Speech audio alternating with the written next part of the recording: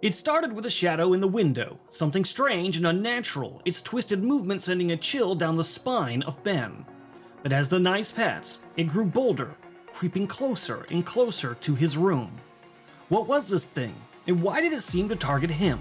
Was it just a nightmare, or something far more terrifying? Hello, I'm Erudite and welcome to Moonskull. If you're looking for tales of horror, the paranormal, sci-fi, and the unexplained, then you are in the right place. I know you 5,000 wonderful fear addicts, as well as the 30% of you who have not subscribed yet, are eager to get to the story I just mentioned, so let's dive into Ben's chilling experience. Ben was a typical teenager. On a quiet night in his second-floor bedroom, he lay on his bed, scrolling aimlessly on his phone. The clock read 2 a.m., the world outside his window completely still. But then, something caught his eye. It was a dark shape, like a mass, shifting against the window. At first, he thought it was just his mind playing tricks. The shadows outside were always strange, especially at this hour.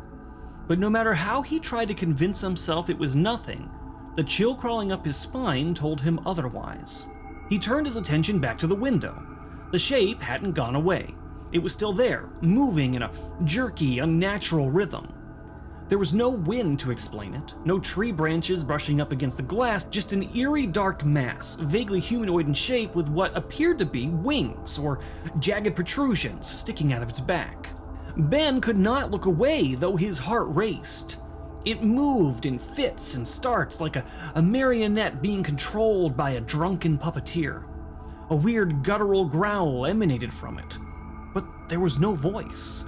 Just an unsettling sound that made his stomach turn. The next night, Ben told himself he wouldn't let it happen again. He refused to be spooked by his own imagination. But as he lay in bed, scrolling on his phone once more, a sudden coldness washed over him. A creeping sensation that he was being watched. He glanced out the window again. There it was, much closer now, pressed up against the glass. Its wings twitched, scraping lightly against the pane.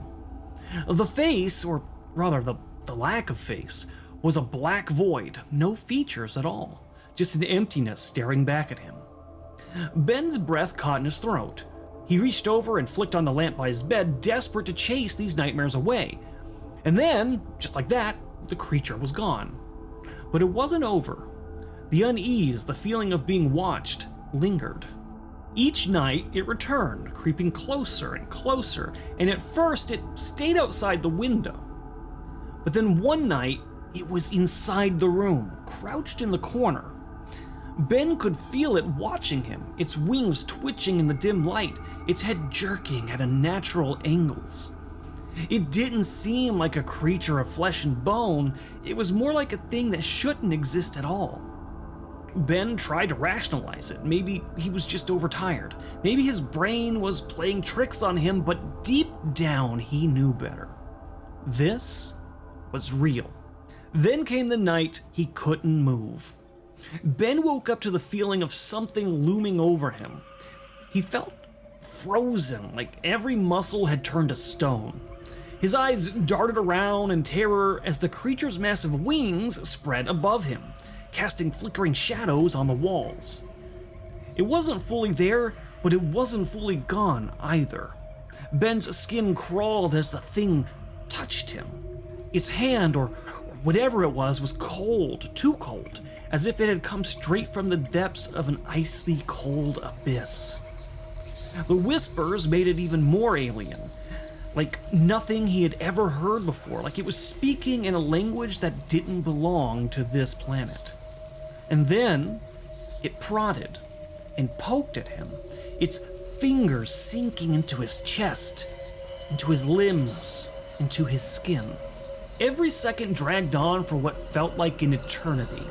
Ben tried to scream, but no sound escaped his lips. His body refused to move, trapped in a paralysis that only made the thing's presence feel more real. He thought for sure this was the end, that this creature would never leave.